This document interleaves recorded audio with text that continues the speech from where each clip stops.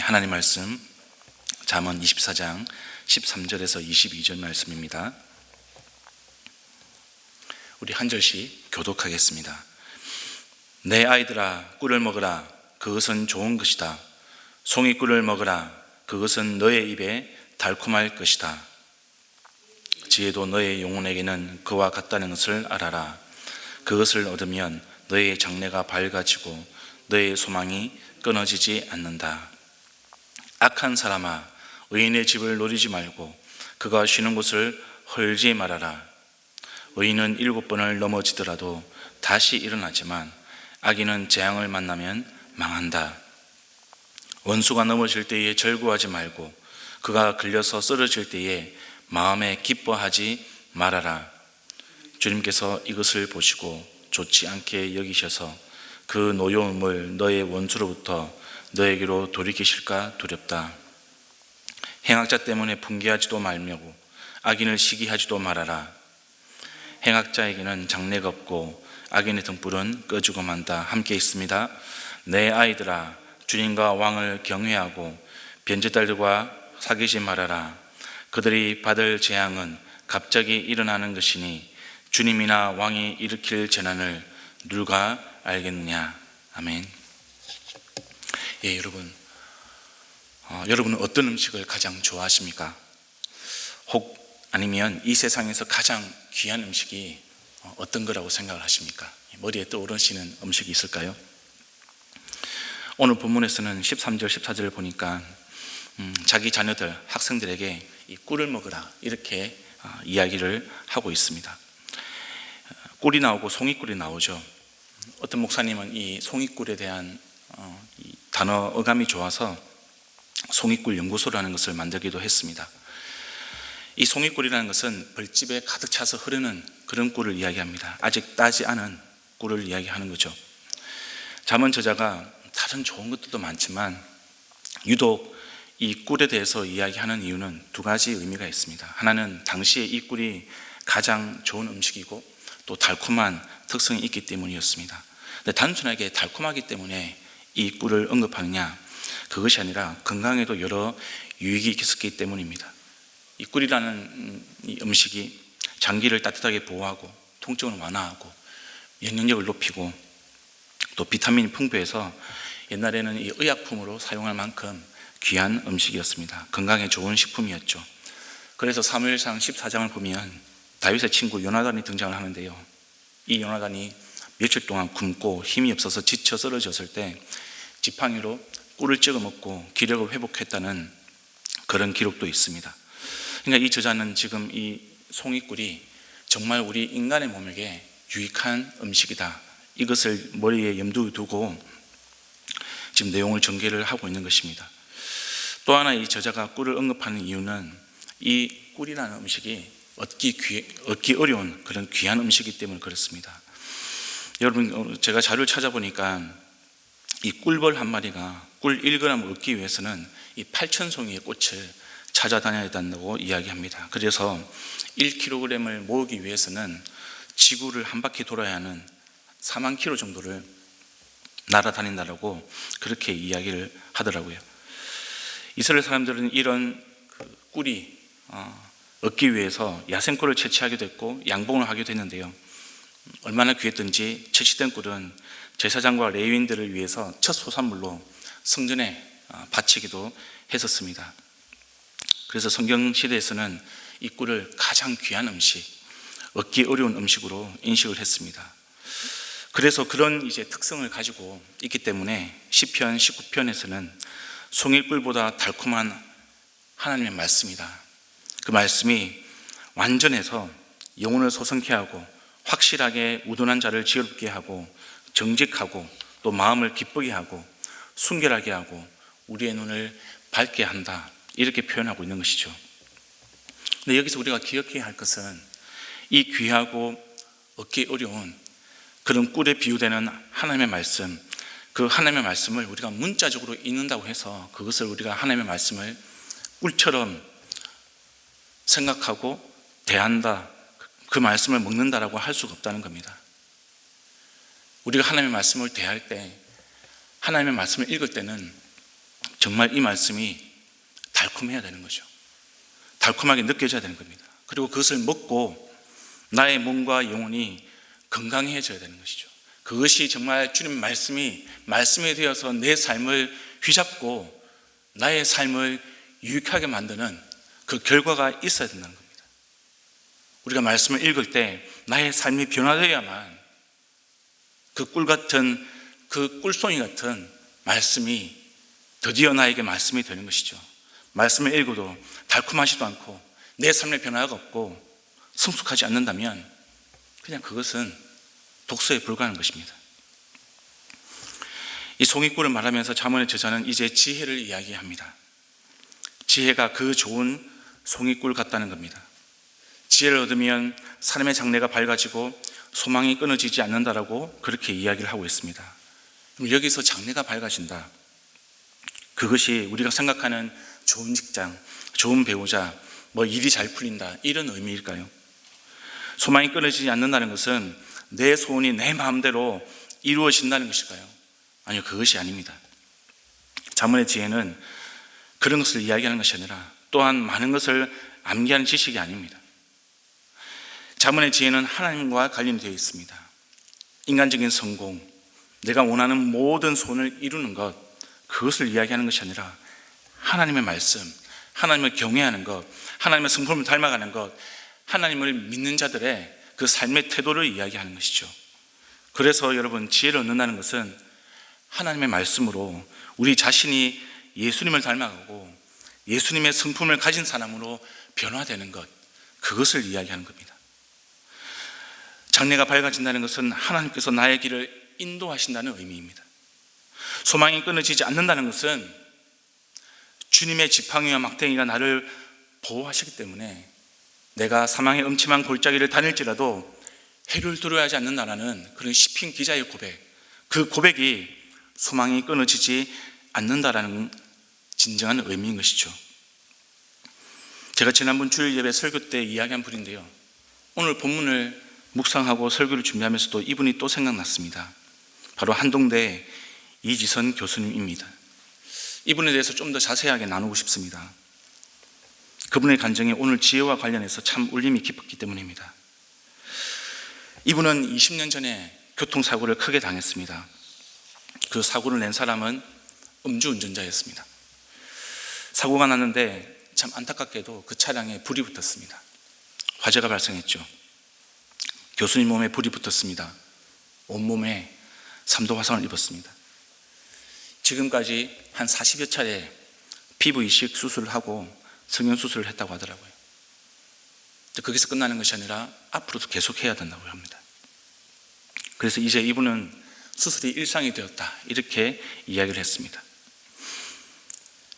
근데 이분이 자기 자신을 소개를 할 때 어떻게 소개하냐면, 사고를 당한 사람이 아니라 자신은 사고와 잘 헤어진 사람이다, 이렇게 소개를 합니다. 물론 사고를 당한 게 맞습니다. 그런데 그 말에는 음주운전 사고의 피해자라는 의미가 들어있기 때문에 이분이 이제는 자기가 받은 피해가 있지만 하나님께서 더 이상 자기를 피해자로 살지 않게 하셨다라고 고백을 합니다. 자신은 하나님께서 자기를 피해자라고 부르지 않고 많은 선물을 주신 하나님의 은혜를 입은 사람이다, 이렇게 이야기를 하는 것이죠. 그래서 이제는 사람을 만날 때마다 내가 사고를 당했습니다라고 이야기하지 않고 나는 사고를 만났습니다. 당한 일의 결과는 피해지만 만난 일의 결과는 헤어짐입니다. 저는 이제 그 사고와 헤어졌습니다. 이렇게 고백을 하는 간증을 들었습니다. 시간이 지나면서 사고와 헤어져 있는 자신을 보게 되고 더 이상 과거의 일에 매여서 괴로움을 당하는 그런 경험을 이제는 하지 않는다고 합니다. 사람은 누구나 나쁜 일을 당하거나 겪습니다. 그런데 하나님께서 그런 일들 가운데, 그런 고통 가운데, 그런 나쁜 일 가운데 그럼에도 불구하고 은혜를 베푸시고 우리에게 그 일들과 잘 헤어지도록 주님께서 인도를 하신다는 겁니다. 교수님이 이어서 중요한 내용을 이렇게 이야기합니다. 대부분 우리가 사고를 만나고 대부분 고통스러운 일을 만나면 트라우마 같은 그런 반응들이 있다는 거죠. 나쁜 반응들. 불안하고 수면에 장애가 오고 슬프고 우울하고, 이것을 외상 후 스트레스 장애라고 이야기합니다.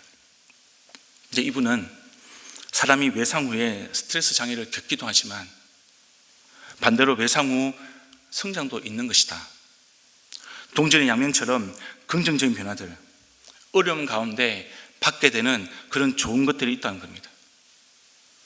고난과 고통이 있습니다. 그런데 그 고난과 고통 가운데 하나님이 주시는 은혜가 있다는 겁니다. 그리고 그 은혜를 경험할 때마다 우리 인생에서 기쁨과 행복을 느끼게 된다고 이야기를 합니다. 그 기쁨과 행복이 바로 오늘 본문에 나오는 송이꿀과 같은 달콤함인 것이죠. 그것이 바로 저의 장래가 밝아지고 너의 소망이 끊어지지 않게 하는 지혜의 힘인 것이죠.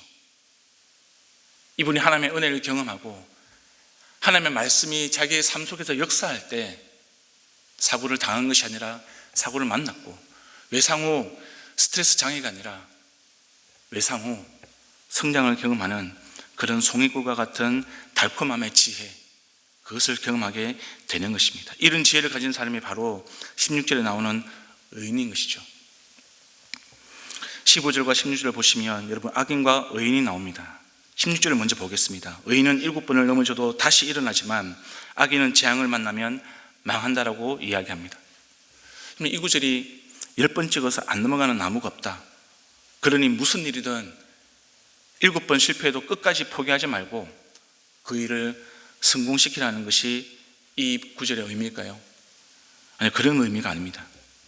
지혜의 관점, 하나님과의 관점에서, 관계에서 이런 구절을 해석하고 적용을 해야 되는 것이죠.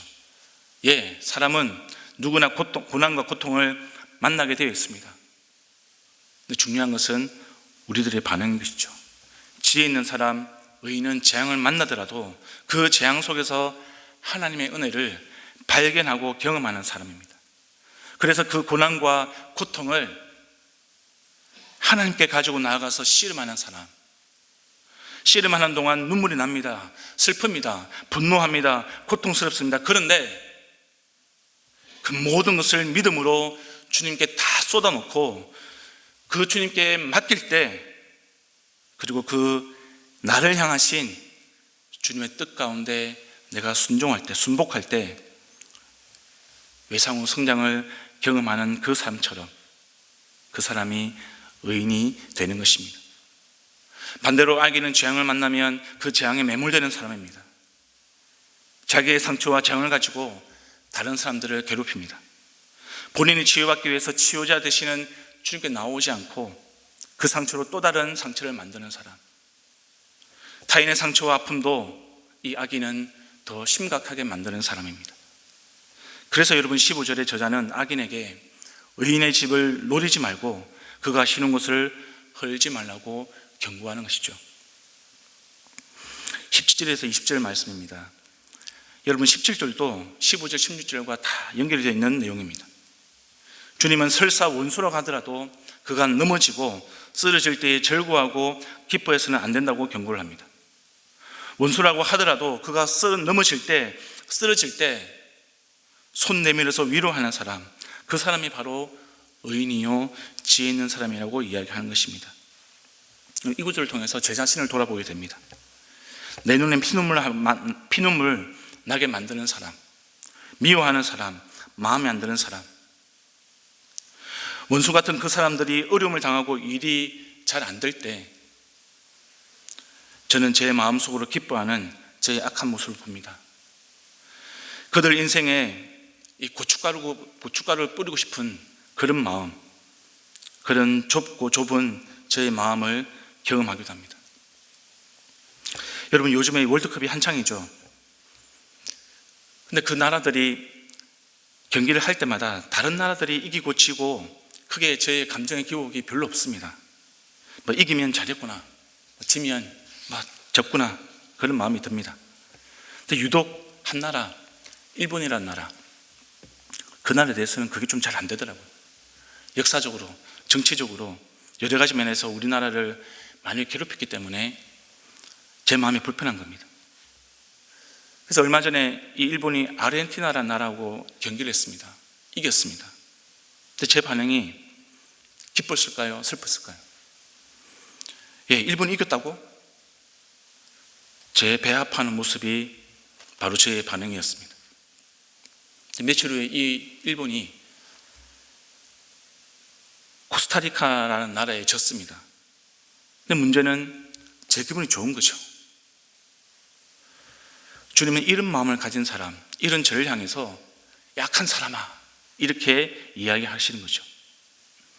여러분은 어떻습니까? 여러분 형제 자매들 사이에 어떠십니까, 여러분? 목장 식구들과의 관계는 또 어떻습니까? 교회 식구들 가운데 불편하거나 원수같이 지내는 분은 없으십니까? 아니, 원수까지는 아니더라도, 아니, 저 사람은 왜 저렇게 행동하지? 아니, 저 사람은 왜 저렇게 말하지? 이런 불편함을 가지고 있지는 않으십니까? 로마서 12장 21절에 이렇게 기록이 되어 있습니다. 내 원수가 줄이거든 먹을 것을 주고 그가 목말라거든 마실 것을 주어라. 그렇게 하는 것은 네가 그의 머리 위에다가 숯불을 쌓는 셈이 될 것이다. 여러분, 이스라엘 가정들은 대부분 다 화로를 사용했다고 합니다. 그래서 화로에 불을 꺼뜨리지 않는 것이 굉장히 중요한데요, 만약에 불이 꺼지면 옆집에 가서 숯불을 빌려다가 그 불을 다시 피웠습니다. 그래서 마음씨 좋은 이웃, 그 마음씨 좋은 이웃은 화로에 숯불을 가득 채워주었습니다. 이것이 사랑의 실천이었습니다. 주님은 원수를 하더라도 그를 배격하지 말고, 그를 배제하지 말고 도와주라는 겁니다. 숯불을 그에게 주라는 겁니다.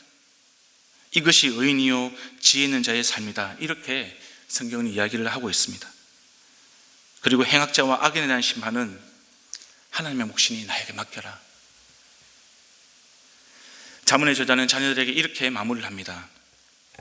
22절이죠. 첫째는 주님과 왕을 경외하라는 겁니다. 여러분, 이스라엘은 하나님이 왕을 통해서 통치하는 신정정치였습니다. 그래서 여기서 하나님이 세우신 왕을 경외하라, 이것은 바로 하나님을 경외하라, 이것하고 똑같은 의미입니다. 그래서 하나님을 경외하는 것은 하나님의 말씀, 하나님의 뜻에 순종하는 것이죠. 두 번째는 변절자들과 사귀지 말라고 이야기합니다. 여기서 개역개정은 반역자라고 번역을 하고 있습니다. 변절자, 반역자, 이것은 나와의 관계에 있어서 원수요, 내가 미워하는 사람이 아니라 바로 하나님과 왕의 뜻을 따르지 않고 하나님과 왕의 자리에 자기가 앉으려고 하는 그 사람, 바로 그 사람이 변절자요 반역자입니다. 그래서 반역자와 변절자를 사귀지 말라는 것은 시편 1편에 나오는 악인들의 꾀를 따르지 아니하며 죄인들의 길에 서지 아니하며 오만한 자들의 자리에 앉지 않는 것, 이것을 의미하는 겁니다. 이것이 하나님을 경외하는 것과 같은 의미인 것이죠. 하나님의 말씀을 우리가 따르고 하나님의 말씀에 순복하는 것, 그리고 하나님께 반역하는 사람, 그 사람을 멀리하는 것, 사귀지 않는 것, 그것이 오늘 지혜자의 삶이라는 것을 우리가 기억하기를 원합니다. 저와 여러분이 오늘 하루도 꿀송이처럼 달콤한 하나님의 말씀을 먹고 살아가는 참된 지혜자 되기를, 그 말씀을 먹고 우리의 삶이 변화되어서 원수라 할지라도 우리의 가진 것으로 축복하고 섬기는 그런 참된 지혜자가 되기를 우리 주님의 이름으로 축복합니다. 이제 우리 말씀을 기억하면서 기도하기를 원합니다. 두 번째로는 교회를 위해서 기도해 주시기를 원합니다.